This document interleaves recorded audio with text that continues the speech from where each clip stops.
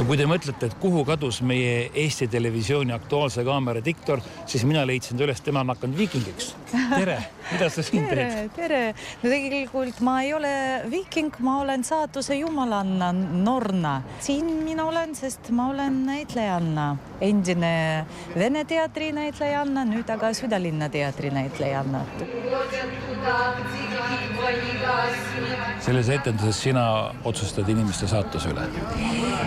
Selles etenduses ma lihtsalt kommenteerin, et kõik on juba otsustatud. Mitte mina otsustasin, aga mina lihtsalt tean ja annan teada nagu diktor Aktuaalses kaameras. Kui inimene ei tea viikingute müüte ja kes millega tegeleb, siis meie tüdrukutega seletame. Sul on siis selline rahulik ja hästi meeldiv osa, et sa ei pea mõõkadega võitlema, nugadega kaklema, kivi ehitama, masinaga kedagi tulistama. Ja ainult pean õppima hästi palju teksti ja vot nüüd on mul tegelikult terve raamat ja siin ma kirjutan endale, sest kõik juba teavad teksti, mina aga veel ei tea. Ja mida pean veel ütlema, et meil on kahekeelsed tekstid, räägime mõlemas keeles ja on näitlejad, kes räägivad ka norra keeles ka.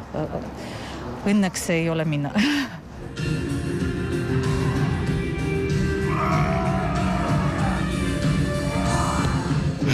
Ma vaatan, et sa ikka päris kõvasti ehid.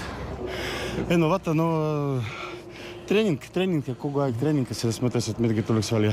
Aga praegu, kui te seda teete, on ohtlik ka või sa vaatasid, seletasid siin, et mingid löögid tuleb liiga kiiresti, see on teist ära hüpata? Vaata, ohtlik küll, aga see annab midagi nagu päriselt. Päris elu etendusele. Ja, just nii. Kui sa sees hakkad kardma, siis tähendab, et nagu see võitlus käib nagu niimoodi, nagu võiks olla tegelikult elus. Siis, kui on nii hirmus, siis ei pea eriti mängida, sest tegelikult ongi nii hirmus. Siis sa pead lihtsalt päästma enda. Ma nägin, et sa ikka mitu korda äsasid talle kirvega selga. Vaata, kui kõva tüüp see on. Sa tahad ka proovida seda teha? Proovi ikka. Ema ütles, et tohi kirvega lüüa teist inimest. See on päris kirv.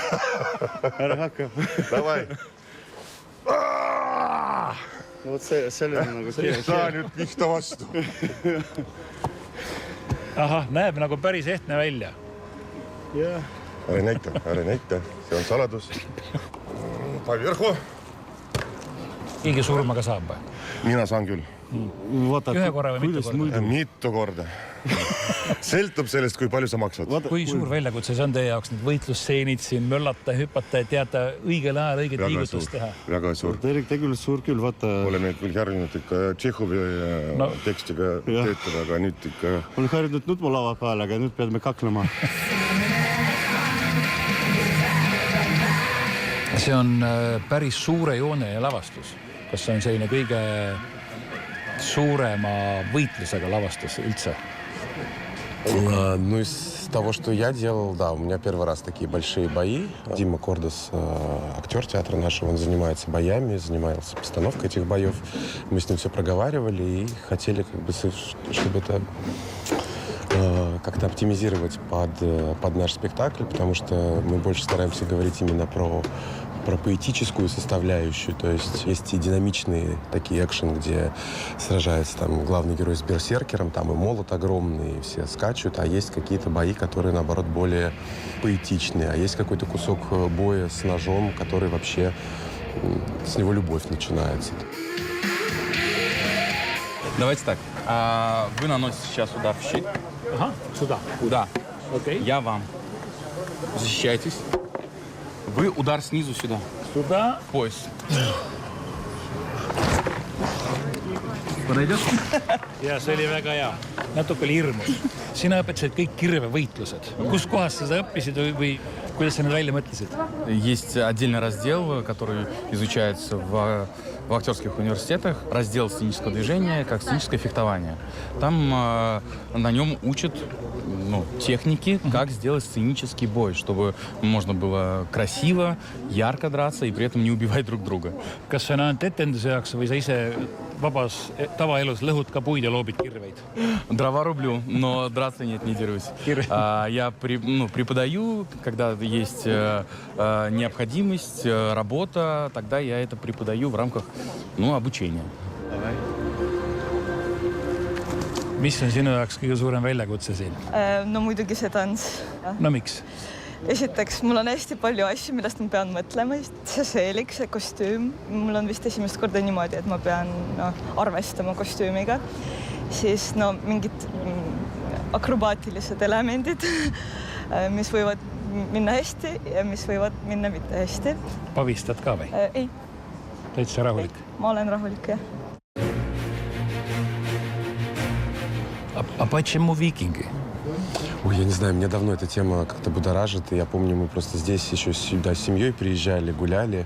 Наверное, может быть, это что-то мальчишеское, что с детства в каждом живет. Хочется куда-то побежать, подраться, почувствовать вот эту какую-то героику, мифы, сражения с чудовищами. Это какое-то такое, не знаю, мне кажется, это всем присуще. Плюс викинги и до Эстонии добрались, так что это, в общем, тоже связано и с этими местами. Поэтому это какой-то такой вот практически материал, который вокруг нас рассыпан, поэтому как-то вот зацепил. Я думаю, что просто викинги, мне кажется, в какой-то момент настолько попали в массовую культуру и настолько как бы вошли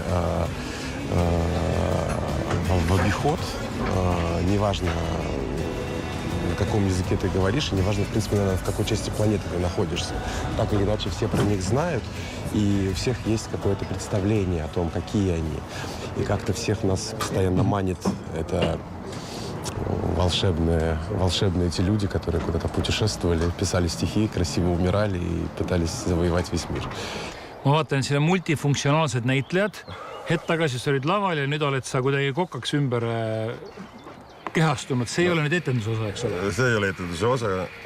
See on tegelikult pigem nagu minu hobby, minu bestseller võib öelda, et see on pilav Usbekistanist ja nüüd ma pakun oma kolleegidele täna pilav. Aga praegu minu arust peaproov käib. Miks sa siin oled? Ja ma kuulen, mis seal toimub.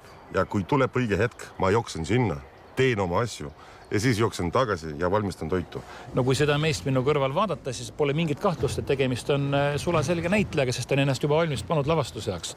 Mis rolli sina selles etenduses mängid? Ma ei ole seda etenduse rolli enda peale võtnud, sest selle jaoks on meil professionaalsed näitlejad. Aga ma olen võtnud enda peale selle rolli, et see asi siin valmis teha selle vägeva näidendi jaoks.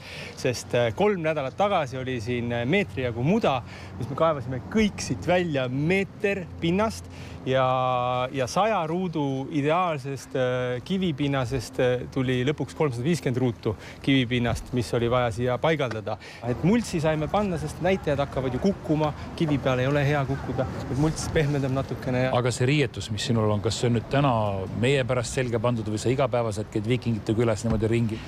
Viikingi pealik peab alati nägema pealiku moodi välja. Ühesõnaga, kui sina oled väga elevilises etendusest ja vaheajal, see on päris pikk vaheaeg, nagu ma aru saan, 50 minutit, tahad ka siis proovida, et kuidas see viikingite värk on, siis siin saabki reaalselt saab loopida. Kirvest ja muid asju vahepeal teha ja nii. Ilu!